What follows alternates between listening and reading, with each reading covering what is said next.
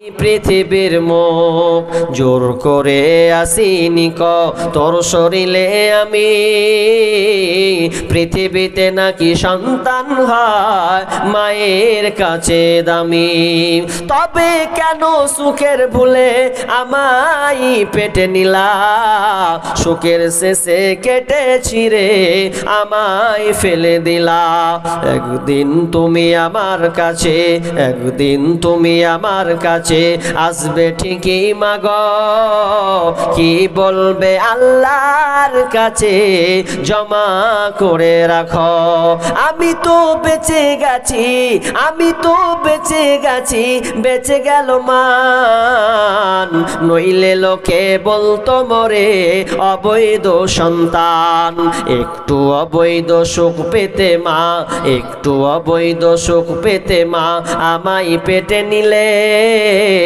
কলঙ্কের ভয়ে তুমি আমায় ছড়ে ফেলে দিলে তোমার মাও করতো যদি তোমার মাও করতো যদি তোমার সাথে এমন বুঝতে মাগো সেদিন তুমি মৃত্যুর যন্ত্রণা কেমন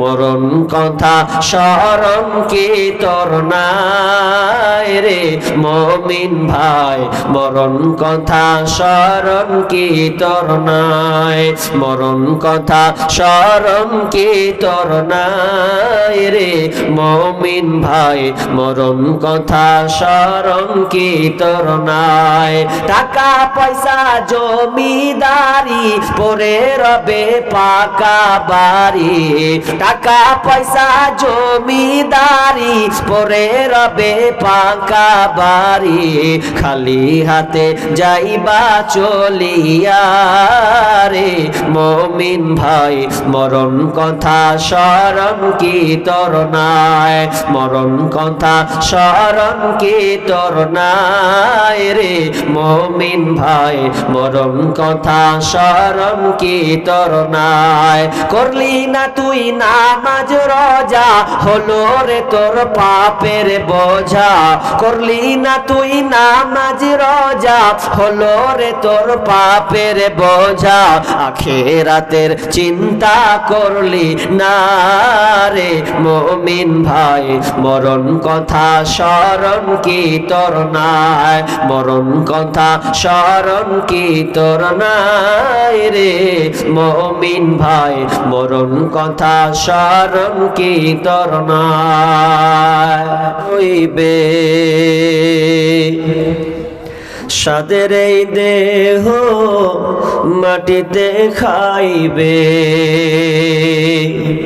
রঙিলে পৃথিবী ছাড়িতে হইবে সাদের এই দেহ মাটিতে খাইবে শূন্য হবে জিন্দেগানি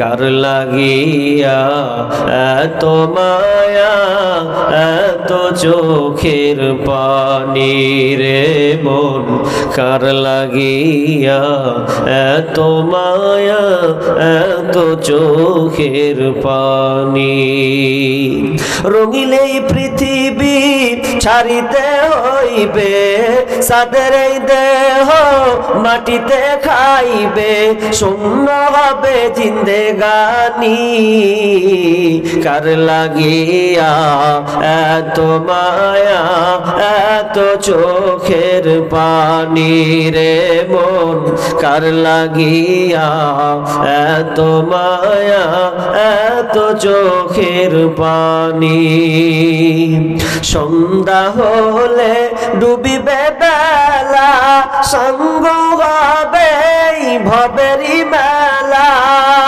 সন্ধ্যা হলে ডুবিবে বেলা সঙ্গ হবে এই ভবেরি মেলা, কেউ বা দেবে আখেরি গোসল, কেউ বা দেবে আখেরি গোসল, কেউ বানবে তোর দানি। কার লাগিয়া এত মায়া এত চোখের পানি রে মন, কার লাগিয়া এত মায়া এত চোখের পানি। রঙিন এই পৃথিবী ছাড়িতে হইবে, সাদের এই দেহ মাটিতে খাইবে, শূন্য হবে জিন্দেগানি। কার লাগিয়া এত মায়া এত চোখের পানি রে মন, কার লাগিয়া এত মায়া এত চোখের পানি।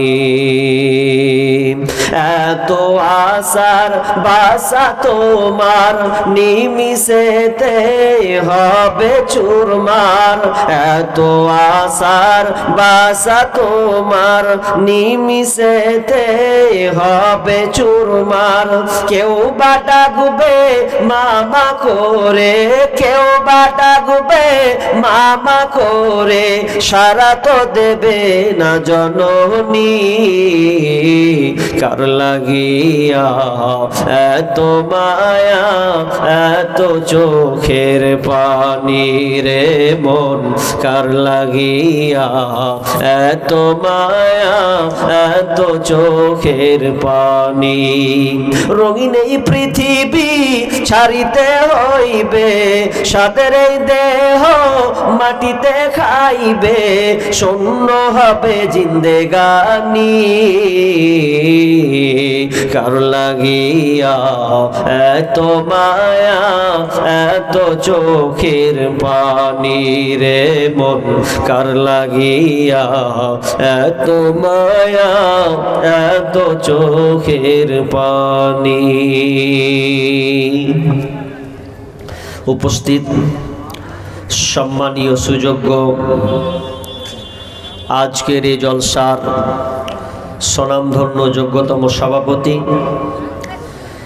মঞ্চে উপবিষ্ট ওলামা ইকরাম এবং দূর দূরান্ত থেকে আগত সম্মানীয় অতিথিবৃন্দ, আমার সম্মুখে বসে থাকা দিনদার ইমানদার মমিন ভাই সকল এবং প্রজেক্টের মাধ্যমে দেখনেওয়ালি সম্মানিতা মা ও বোনেরা, প্রথমে সেই মহান মুনিবের দরবারে প্রশংসা করি যে মহান মুনিব আমাদেরকে একটি মাদ্রাসা কেন্দ্রিক আয়োজিত মাহফিলে বিভিন্ন এলাকা থেকে নিয়ে এসে সুন্দর বিছানা ছেড়ে যিনি আমাদেরকে কিছু কোরআন এবং হাদিসের আলোচনা আমলের উদ্দেশ্যে শুনছি এ তৌফিক দিয়েছেন, সে আল্লাহ সুবহানাহু ওয়া তাআলার প্রশংসা করি, বলি আলহামদুলিল্লাহ। ভাই একটু মন এদিকে ধ্যান দেন, একটু জোরে বলেন না, কি আছে পয়সা লাগবে? মানুষ এমনি সময় যখন কথা বলে লাগামহীন কথা বলে। মানুষ যদি জানতো যে আমি যে কথাটা বলছি মোবাইলে যেমন রিচার্জ মারতে হয় 1 মাস, মারতে হয় না? আগে তো 2 টাকা ভরতো, তারপরে ওই তাড়াতাড়ি এই প্রয়োজনীয় কথাটা বলতে হবে না তো 1 মিনিটে গেল, এরকম হতো না? হতো।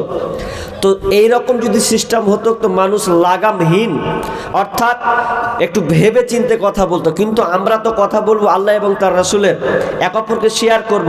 আমি বলবো আপনারা শুনবেন, আমি যখন জিজ্ঞাসা করব আপনারা বলবেন, তাহলে বক্তা এবং শ্রোতার মধ্যে একটা মহব্বত মিল এবং বক্তব্যের বিষয়টাও ফুটে উঠবে, ঠিক না? এবং রাত যেহেতু গভীর, এই জন্য আরো আমাদেরকে জাগ্রত হতে হবে। একটু সবাই আল্লাহ শুকরিয়া আদায় করি, বলি আলহামদুলিল্লাহ। অতঃপর শান্তি বর্ষিত হোক সকল নবীদের উপর, বিশেষ করে আমাদের শেষ নবী জনাবে মুহাম্মদুর রাসূলুল্লাহ, আমরা বলি সাল্লাল্লাহু আলাইহি ওয়াসাল্লাম। আমি আপনাদের সম্মুখে বিষয় নিয়ে আলোচনা করব, আমি বিষয়ের বাইরে কোনো কথা বলি না। তো আমাকে ইঙ্গিত করা হয়েছে মহিলা সম্পর্কে বলেন, তো আমার ইচ্ছা ছিল অন্য, কিন্তু আমি দুটাকে মিলাবো। এখন মা বোনরা আছে কিনা আল্লাহু আলাম, মা বোনরা পরে এমন বক্তা দেখেন, একদম যোগ্যতম আলেম বক্তব্য দিয়ে গেলেন, আমরা ওনাদের কাছে ধার কাছে যেতে পারি না। তবে কথাটা হলো, মেয়েরা আবার ওটা কি মনে করে যে সুরালা বক্তা চাপাইনি। এক মেয়ের একদিকে পাগল।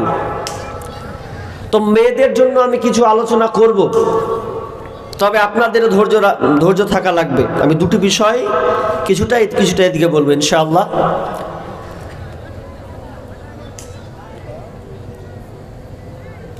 আমার আজকের আলোচ্য বিষয়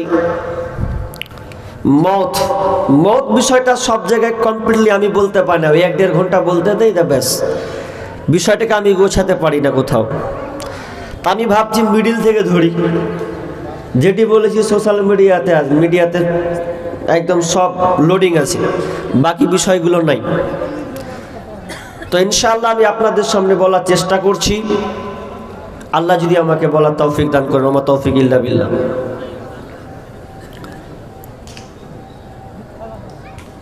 আল্লাহ তাআলা বলছেন কুল্লু নাফসিন যায়িকাতুল মাউত, প্রত্যেক প্রাণীকেই মরতে হবে, এটা অস্বীকার করার কেউ নাই। নাকি অস্বীকার করেন নাকি? আবার এটা আপনি কেন, নাস্তিকরাও অস্বীকার করবে না। নাস্তিকরা অনেক বিষয় অস্বীকার করে, কিন্তু এই বিষয়টা তারা অস্বীকার করে না যে মরতে হবে, মরতেই হবে, এখানে না করার কেউ নাই। এবার আপনি কয় বছর বাঁচবেন এটাও আপনি বলতে পারবেন না, এটাও আল্লাহ চ্যালেঞ্জ আছে, চ্যালেঞ্জ করেছেন কে কয় বছর বাঁচবে। আপনি কোথায় মরবেন? বাড়িতে, বাজারে, হাটে, কোনো নিশ্চয়তা আছে? নাই। তার মানে আপনি কোন জায়গাটা মরবেন এটাও ব্যাপারে আপনি অবগত নন, জানেন না, একমাত্র আল্লাহ ছাড়া। আর আল্লাহ এটাও চ্যালেঞ্জ করেছেন, বিআইয়ি আরদিন তামুত, তোমার মরার জায়গাটা আমি আল্লাহ ঠিক করেছি, কোন জায়গায় মরবে এটা আমার হাতে নয়, আপনার হাতে নয়। তা আমাদেরকে মরণকে স্মরণ করতে হবে, মরণকে স্মরণ করে জীবন যাপন করতে হবে। একটা গল্প আছে, মরার আগেই মরে যাও, মরার আগেই মরে যাও, মৃত্যু আসার আগেই তুমি মনে করো যে আমি মরে গেছি, এইভাবে তুমি জীবন যাপন করো, তাহলে তুমি হালাল ধরবে, হারামকে ছাড়বে। এটা হচ্ছে মূল সবচাইতে বড় টার্গেট। এবার আমি আপনি তো মরবো ঠিকই, কিন্তু কখন মরবো এটা নিয়ে আপনি গবেষণা করেননি। আর মৃত্যুর যে কষ্ট আছে এটা নিয়েও আপনি বিশ্লেষণ করেননি। মরবেন এই কথা থেকে আপনি ক্ষান্ত হয়ে গেছেন, কিন্তু মৃত্যুর যে কষ্ট আছে, জায়গা যে আল্লাহ বাতলে দিয়েছেন কোনখানে মরবেন।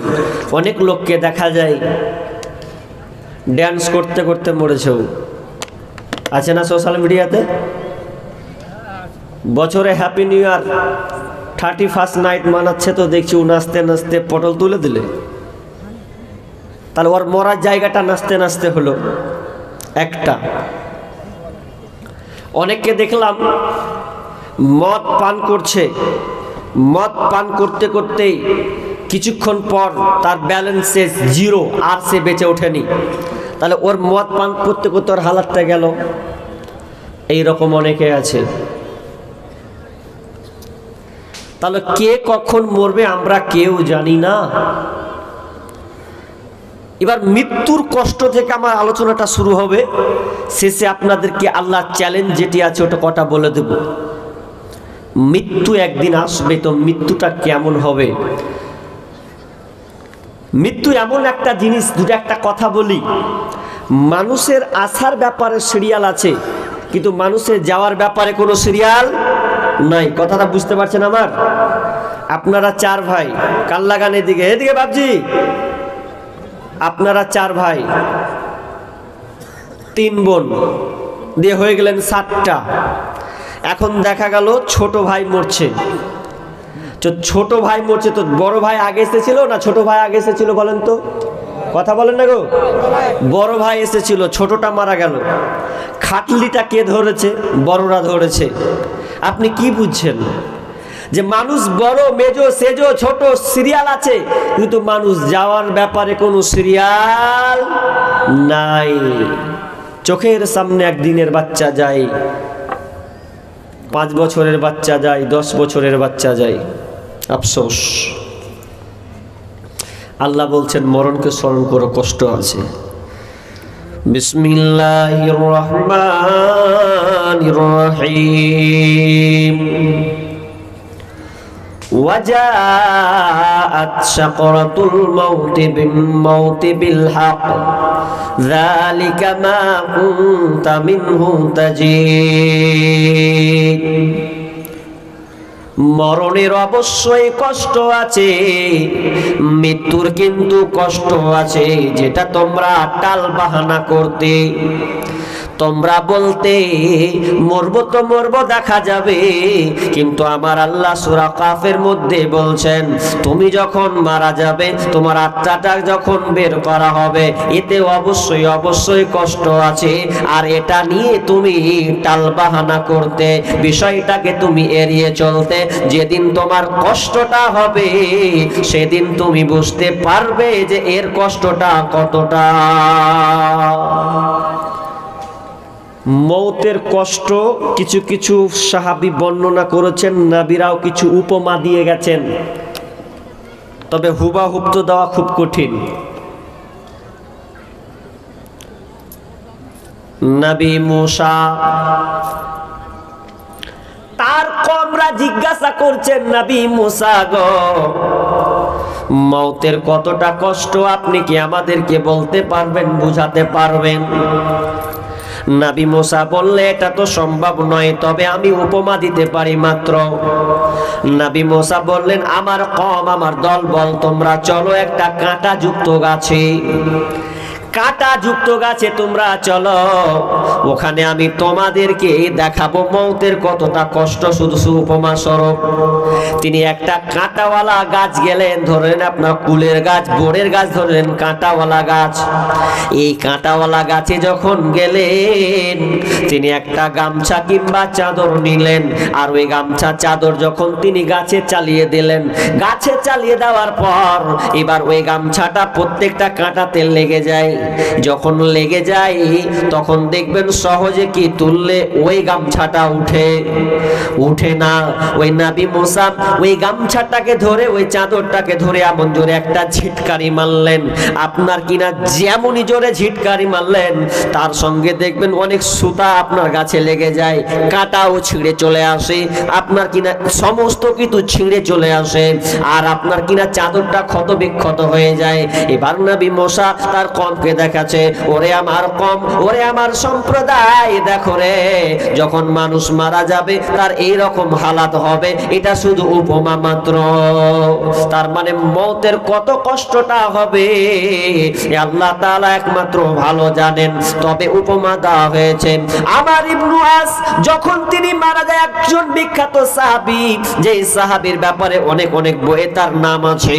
এই সাহাবীটার ব্যাপারে ডক্টর আবুল কালাম আজাদ একটি বই লিখেছেন, জীবন সন্ধ্যায় মানবতা। এই বইটাতে গিয়ে তিনি আমর ইবনুল আসের ঘটনাটাকে তুলে ধরছেন, যে আমর ইবনুল আস কিভাবে মারা গিয়েছেন, তার মৌতের কষ্টটা তিনি তুলে ধরেছেন জাতির সামনে। আব্দুল্লাহ বলছেন, তার ছেলে বলছেন, আব্বা, আপনি যে আপনার এই হালাত, মুহূর্ত অবস্থায় আপনি যে মরছেন, এই অবস্থায় আপনার যন্ত্রণা, এই বুকের জ্বালাটা, এই কষ্টটা কি আপনি আমাকে বলবেন, আপনার কষ্টটা কেমন হচ্ছে? বলছে কি কষ্ট হচ্ছে? একজন সাহাবীর কষ্ট বলছে, সাহাবীর আত্মাটা নিচ্ছে, জান কবজ হচ্ছে, তো কতটা কষ্টটা হচ্ছে। তো আমার ইবনে আস বলছেন, বেটা রে, এটা আমি বুঝাতে পারবো না কতটা কষ্ট, তবে বেটা শুনে লাও এর কষ্টটা কেমন। মনে হচ্ছে যেন তিনি 3টি কথা বলে গেছিলেন, কান লাগান। প্রথম নম্বর বলেছিলেন যে মনে হচ্ছে যেন আমার ঘাড়ে মদিনার পাহাড়, আপনার কিনা মদিনার পাহাড় যেন আমাকে চাপিয়ে দেওয়া হয়েছে, রওজা পাহাড় যেন আমার কাঁধে চাপিয়ে দেওয়া হয়েছে, এতটা লোডিং আমার শরীর ছেলে হয়েছে, আমি সহ্য করতে পারি না। নাম্বার 2, আমার পেটে বুকে যেন আপনার কিনা কাঁটা ঢুকানো হচ্ছে, মনে হচ্ছে আমাকে কাঁটা ঢুকছে, এতটা কষ্ট হচ্ছে।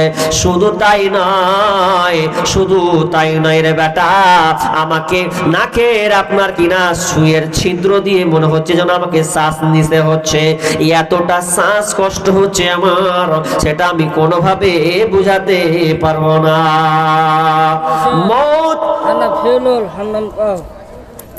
বসো যা বসো। মতের কষ্ট কতটা কষ্টের, বিশ্বনবী যখন আপনার কিনা বিশ্বনবীর মুহূর্ত অবশ্যই কত তার কষ্ট। বিশ্বনবী যখন তার জানটা যায় মা আয়েশা বর্ণনা করছেন, মনে হয় ভালো লোকের কোনো কষ্ট হয় না, কিন্তু আমি বিশ্বনবীর যখন দেখলাম, আহারে একজন নাবী, একজন শেষ নাবী, একজন বিশ্বনবী হয়েও মৌতের কষ্ট তাকে সহ্য করতে হচ্ছে। যখন তিনি মুহূর্ত অবস্থায় এরকম আপনার কিনা আত্মাটা বের হবে, যাবে, এমন সময় তিনি হাত আপনার পাত্রতে রাখছেন পানিতে, আর আপনার কিনা মুছতে রয়েছে, বারবার পানিতে হাত ডুবায় আর মুখটাকে মুছে, আহারে কষ্ট। আর তিনি একটা কথা বারবার বলছেন, লা ইলাহা ইল্লাল্লাহ ইন্না লিল মাউতি লা সাকারাত, একমাত্র আল্লাহ ছাড়া কোনো উপাস্য নাই, মাবুদ নাই।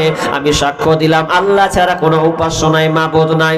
এবং আয়েশা রে, নিশ্চয় মৌতের কষ্ট আছে রে আয়েশা, ইন্না লিল মাউতি লা সাকারাত, মৌতের অবশ্যই কষ্ট আছে। এই বলে তিনি আল্লাহর কাছে দোয়া করতে লাগলেন, আল্লাহুম্মা গফিরলি ওয়ারহামনি ওয়ালহিকনি বিররাফিকিল আলা। ভাই দোয়াটা তিনি পড়তে আছেন, আল্লাহুম্মা গফিরলি ওয়ারহামনি ওয়ালহিকনি বিররাফিকিল আলা। হে আল্লাহ, তুমি আমাকে ক্ষমা করে দাও, হে আল্লাহ তুমি আমাকে রহম করো, হে রব্বুল আলামিন তুমি আমাকে আমার আল্লাহ তোমার সঙ্গে মিলিয়ে দাও, আমার প্রিয় বন্ধুর সঙ্গে যেন মিলে যায়, আল্লাহ তুমি আমাকে মিলিয়ে নাও, আল্লাহ বন্ধুর সঙ্গে সাক্ষাৎ করে দাও। তিনি এই দোয়াটা পড়তে তিনি মৃত্যুর কোলে ঢলিয়ে পড়লেন। মরণ কথা স্মরণ কি তোর নাই রে মুমিন ভাই, মরণ কথা স্মরণ কি তোর নাই, মরণ কথা স্মরণ কি তোর নাই রে মুমিন ভাই, মরণ কথা স্মরণ কি তোর নাই।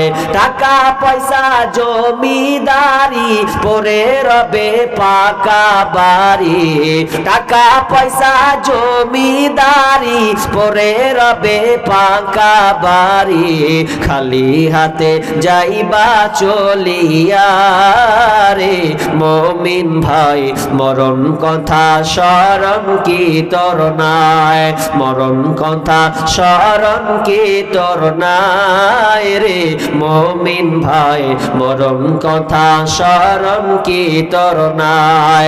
করলি না তুই নামাজ রোজা, হলো রে তোর পাপের বোঝা, করলি না তুই নামাজ রোজা, হলো রে তোর পাপের বোঝা, আখিরাতের চিন্তা করলি না রে মুমিন ভাই, মরণ কথা স্মরণ কি তোর নাই, মরণ কথা স্মরণ কি তোর নাই রে মুমিন ভাই, মরণ কথা স্মরণ কি তোর নাই। মরণ বলে ভুলে গেছি, দুনিয়ার মোহে এতটা আত্মহারা হয়েছি, আমাকে যে মরতে হবে এই চেতনা কিন্তু আর নেই। ইয়ং বয়সে খুব লাফাচ্ছি, এই টাকার পিছনে, এই নারীর পিছনে, এই গাড়ির পিছনে খুব ছুটছি, মরণ বলে ভুলেই গেছি যে আমাকে মরতে হবে। তা একজন ফার্সি কবি বলছেন, ও তুমি ভুললে কি হবে, তুমি কি ভুললে কি হবে। ফার্সি কবি কি বলছেন, দো চিজ আদমি রাকাশাদ জোরে জোর, एके आबो दाना देगर खाके गोर, दो चीज आदमी रखा साथ जोरे जोर, एके आबो दाना देगर खाके गोर। পৃথিবীতে দুইটা জিনিস আছে, আমি আপনি যদি ভুলে যাই তো ওই জিনিসটা কোনোদিন ভূমিষ্ঠেক হবে না, ভুলানো হবে না। ওই জিনিস দুটার জিনিস যখন সময় আসবে তখন আপনি ঠিক আপনার স্থানে আপনি ঠিক বুঝতে পারবেন। কি সেই দুটা জিনিস গো? বলি এবার একটা জিনিস, একটু আগে বিড়ির প্রশ্ন করলেন না, বিড়ি বানা হালাল না হারাম, ওটা থাক, ওটা তো ফতুয়া গেল। আমি আপনি একটু বুঝি, হাদিস কোরআনটা একটু বুঝার চেষ্টা করি। পৃথিবীতে দুইটা জিনিস আছে, আপনি আমি মনে করছি কি হবে, কিন্তু ওই দুটা জিনিস আল্লাহ পৃথিবীর 50,000 বছর আগে লিখে রেখেছেন, ওটা ঘটবেই ঘটবে, আমি আপনি যতই বলি না কেন। এক নাম্বার হচ্ছে দো চিজ আদমি রাখা সাথ জোরে জোর, একে আবো দানা, অর্থাৎ আপনাকে আল্লাহ যেটুকু রুজি রেখেছেন, আপনি 60 বছর বয়সে 70 বছর বয়স হলো, আপনি কতটি রুজি খাবেন আল্লাহ নির্ধারণ করেছেন। আপনার ক্ষমতা নাই, আপনার বাপের ক্ষমতা নাই, আপনার 14 গোষ্ঠীর ক্ষমতা নাই যে একটা লোককে আপনি বেশি খাইয়ে দিবেন, এটা পৃথিবীর কারো ক্ষমতা নাই। আরে মুকেশ আম্বানি যত বড় হোক না কেন, মুকেশ আম্বানি পর্যন্ত এখানে ফেলিওর, ওর যতই টাকা থাক না কেন, আল্লাহ যেটুকু রুজি বেঁধে দিয়েছেন অতটুকুই আপনাকে ভোগ করতে হবে। এই জন্য আপনি দুটা উপমা উদাহরণ দেখবেন বাস্তবে। অনেক মানুষ আছে বেঁচে আছে কিন্তু খাবার খায় না, এরকম লোক দেখেছেন? দেখেননি? আমার চোখে অনেকটা দেখেছি, আমার নিজের দাদিরই দেখেছি, অনেকের। অনেক লোক আছে বৃদ্ধ বয়স হয়ে গেছে, হাঁটতে পারে না, ঠিক মতন চলতে ফিরতে পারে না, কিন্তু দেখবেন 3-4 মাস বেঁচে আছে, ওর আয়ু আছে, খাবার কিন্তু খেতে পারে না, শুধু সেই পানি, দাদিজি পানিটা লাও, তো একটু পানি লিচে তো আর খাচ্ছে, বলছে একটু ভাতটা খান, রুটি খান, একটু কলা খান, বলছে খেতে পারবো না, কোনো মতেই তাকে খাওয়ানো যাচ্ছে না, শুধুমাত্র 3 মাস ধরে খালি শুধু পানি খায়, পানি খায়, পানি খায়। তার মানে আল্লাহ তার রুজি বন্ধ করে দিয়েছে, তার হায়াত বাকি আছে, আয়ু বাকি আছে, কিন্তু আল্লাহর রুজিতে ওকে তালা মেরে দিয়েছে। আবার অনেক লোককে দেখবেন শেষ বয়সে আবার বেশি বেশি খায়, এরকম লোক দেখেননি? আছে শেষ বয়সে মনে হচ্ছে এক থালা খেলাম, মনজি ভরে না, মনে আর একটু এক কলম নি। শেষ বয়সে ধরেন আপনি 5 বছর আগে খেতে পারছিলেন, তখন এখন আপনি বেশি খেতে পারছেন। অনেক সময় বৌমা আপনার কিনা ভাবিরা শ্বশুরকে বকানি ঝাঁকারি মারে, আরে বুড়া বয়সে এত খাস কেন রে, ইনকাম নাই, খবরদার এই কথাটা বলবেন না, খবরদার মুখ দিয়ে আনবেন না, দুহাই লাগে মা বোন আপনাকে বলি, শ্বশুরকে এভাবে টিটকারি মারবেন না, কারণ আল্লাহ তাআলা ওর রুজিটা রেখেছেন আপনার কাছ থেকে। রুজি আছে 1.5 থালা ভাত, 2 থালা ভাত, আপনি নিশ্চিন্তে তাকে দিয়ে দেবেন, খবরদার খাবারের জায়গায় আপনি তাকে টাচ করবেন না, যতটুকু পারবে ও খাবে। তার মানে শেষ বয়সে বেশি বেশি করে খায়, তার মানে এটা আপনাকে জানতে হবে, ওর আয়ু চলছে তাড়াতাড়ি, রুজিটা তার বেশি আছে, এটা তার কমপ্লিট করা লাগবে। ওর 60 আপনার কিনা যদি আপনার কিনা 1 মণ থাকে, আপনার কিনা 1 কুইন্টাল থাকে, যেই তার আয়ু গড় থাক না কেন, ও যতক্ষণ পর্যন্ত কমপ্লিট না করবে অতক্ষণ পর্যন্ত ওই লোকটা মারা যাবে না, সামান্য একটা চাল পর্যন্ত রেখেছে মরবে না। একটা উদাহরণ দিচ্ছি আপনাকে, ভালো করে শুনেন, উদাহরণটা আছে সোশ্যাল মিডিয়াতে, আবার বলছি। আপনার কাছে একটা বাপ ছিল, ধরেন আপনার মাই ছিল, আপনি মাকে খাওয়াচ্ছিলেন, বাপকে খাওয়াচ্ছিলেন, আমি এক্সাম্পল আপনার মাকে নিলাম। মায়ের টাকা প্রতি সপ্তাহে আপনাকে ডাক্তারে দিতে হয়, 7 দিন পর পর 500 টাকা করে, তাহলে মাসে কত হয়? কথা বলবেন একটু, 2000 টাকা। আচ্ছা, তাহলে মাসে 2000 টাকা আপনাকে টাকা লাগছে। 2000 টাকা আপনি দিলেন কয় বছর ধরে? তো দিলেন আপনার মা আপনার কাছে ছিল 3 বছর। 3 বছর ধরে আপনি আপনার মাকে ডাক্তার দেখাচ্ছেন 500 টাকা করে। এখন মনে করেন আপনার মা মারা গেল 3 বছর পর, আপনি কিন্তু নিজের পকেট ইনকামের টাকা থেকে 500 টাকা করে আপনি যোগ করতেন মায়ের জন্যে। তো মায়ের জন্য আপনি টাকাটা দিতেন, কোনো দ্বিধাবোধ হতো না, কোনো কষ্ট হতো না। এখন আমি প্রশ্ন আপনাকে করছি, আপনার মা মারা গেল 3 বছর, এখন আপনার মা নেই, ধরেন আপনাকে আমি আবার 1 বছর পর জিজ্ঞাসা করব যে আপনি যে মায়ের জন্য টাকাটা খরচ করেছেন ওই টাকাটা কি আপনার কাছে আছে? তো বলবেন নেই। কেন? মা নেই। মা নেই বলে টাকাটা নেই। তাহলে আপনার কাছে টাকাটা তো মায়ের পেছনে 500 টাকা করে খরচ করেছেন, ওটা করলে তো আপনার কি নাম 20-30 হাজার টাকা হয়ে যায়, 40 হাজার টাকা হয়ে যায়। ও টাকাটা আবার কোথায় গেল? ভাবেন, মা ছিল তবু আপনি আপনার ইনকাম থেকে 500 টাকা দিয়েছিলেন, খাওয়িয়েছেন, পড়িয়েছেন, কিন্তু মা মরে গেছে। এবার বলেন তো ওই 500 টাকাটা আছে, টিকে আছে কি? টিকে নাই, টিকবেও না। আপনি যতই চেষ্টা করেন দেখবেন হলে ছলে কোন দিক দিয়ে নষ্ট হয়ে যাবে। কিন্তু এটা আল্লাহ রুজি নির্ধারণ করেছেন। এই জন্য ফার্সি কবি বলছেন, দো চিজ আদমি রাকাশাদ জোরে জোর, একে আবো দানা দেগার খাকে গর। 2 নাম্বারটা পৃথিবীর মানুষ রে, আমি তুমি যা ভুলে গেলেও 3য় নম্বর হচ্ছে মত কোনদিন তোমাকে ভুলবে না। তুমি মত নিয়ে যদি ভুলে যাও, যেদিন আল্লাহ মালাকুল মউতকে অর্ডার দিয়ে দেবেন, যা রে যা, ওই বান্দার আত্মাটাকে বের করে নিয়ে চলে আয়। সেদিন আপনি খেতে বসেন আর বাথরুমে বসেন আর আপনি টাকা গুনতে থাকেন আর ঝগড়াঝাটিতে থাকেন আর মদেই থাকেন, নামাজে থাকেন, যেখানে থাকেন না কেন, সময় হলে আপনাকে পাকড়াও করবে। এই জন্য শুরুতে একটা কথা বলেছি, মরার আগেই মরে যান। কথাটা বুঝেননি তো? বলবো, মরার আগেই মরে যান। মনে করেন আমি মরেই গেছি, তাহলে আপনি সুখ পাবেন, শান্তি খুঁজে পাবেন। একটা লোক একটা বিদেশি লোক ভারতে এসেছে। ভারতে এসে ওকে ভালো লেগেছে, ভারতের লোক তো পাখি খুব পুষছে, কাকাতুয়া, টিয়া পাখি, তো খুব ভালো লেগেছে। তো কাকাতুয়াটা দেখে এত সুন্দর কথা বলছে, যা শিখাচ্ছি সালাম, যেহেতু সালাম বলছে, তো বলছে ভাই এই পাখিটার দাম কত? বলছে 5000। তো পাখিটা বিক্রি, কিছু টাকা কম হবে না? খুব ভালো লেগেছে আমাকে। তো বলছে না, 1 পয়সাও কম হবে না, 5000 টাকাই লাগবে। তো দেন।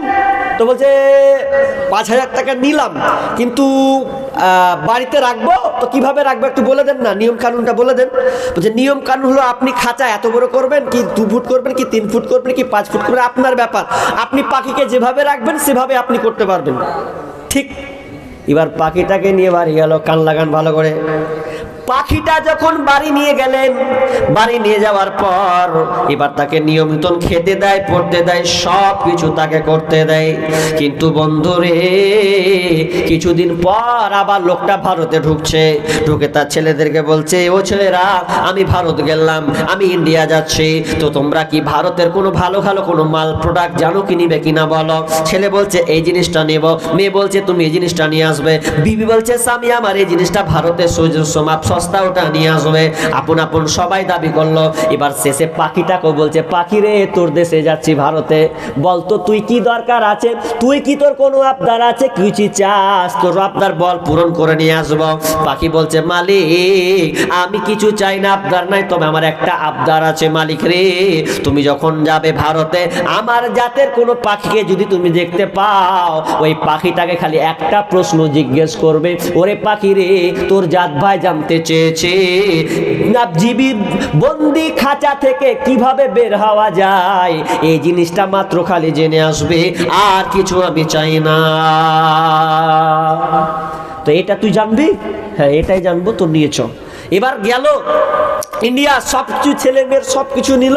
এবার যে লোকটার কাছে পাখি কিনেছিল ওই লোকটার সঙ্গে দেখা, যে ভাই এসেছি, যে এই পাখিটা বিক্রি না, আজকে পাখি নিবেন নাকি? যে পাখি নিব না, টিয়া দরকার নাই, নিব না, আমি একটি টিয়াটাকে প্রশ্ন করব।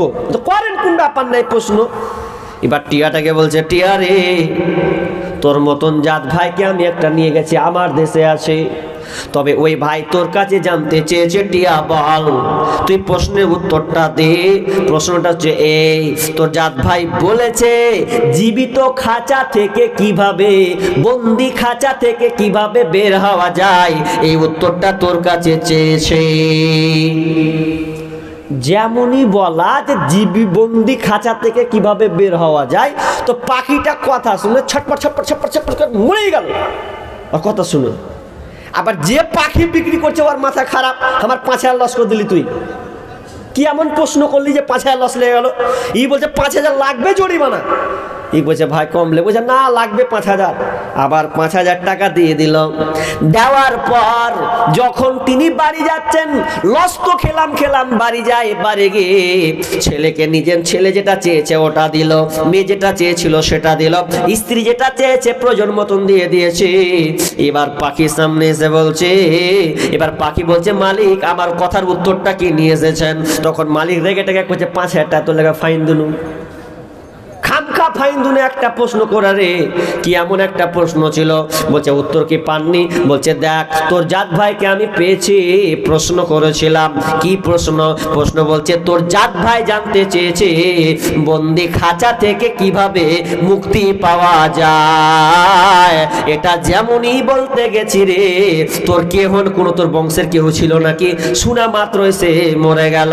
আর যেমনই মালিক যেমন পাখিটাকে বলছে, ইও পাখি আবার ছটপট ছটপট ছটপট ছটপট করে মারা গেল। ওদগো মূল্য এদিগো মূল্য। পাখি বলছে, মালিক বলছে যে আমার কি আজাব শুরু হলো রে, এই পাখিটাও গেল ওই পাখিটাও গেল। মন খারাপ। মালিক বলছে মনে হয় ওর কোনো বিবি ছিল নাকি কোনো ভাই ছিল, কোনো আত্মীয় মনে হয়েছিল, কষ্টে মারা গেল। আহা, কিন্তু না না, পাখিটা যেমনই মারা গেল, মালিক কি করলো? ওই পাখিটাকে খাঁচা থেকে বের করে ফেলে দিল।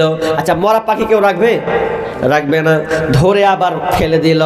কিছুক্ষণ পর কি হঠাৎ করে দেখছে যে এই পাখিটাকে ফেলেছে, ওই পাখিটা ডালে বসে কোঁ কোঁ কোঁ করে ডাকছে। মালিকের মাথা খারাপ, আরে তুই যে মরে গিয়েছিলি কি করে তুই গাছে ডালে জীবিত আছিস রে?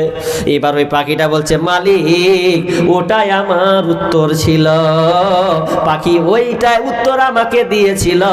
যে পাখিটাকে প্রশ্ন করেছিলে তুমি যে জীবিত খাঁচা থেকে কিভাবে বন্দী হওয়া যায়, ও আমাকে বুঝিয়েছে। ও বলতে চেয়েছিল তুই একবার অভিনয় করে মরে যা, নাটক করে একবার মরে দেখ, তোকে কি করবে? খাঁচার মধ্যে রাখবে না, তোকে বন্দি খাঁচা থেকে বের করে দেবে। তুই যদি খাঁচা থেকে বের হতে চাস তাহলে অভিনয় করে একবার মর, চালা শব্দ কিছু করবি না, তোকে মালিক ঠিক বের করে দেবে।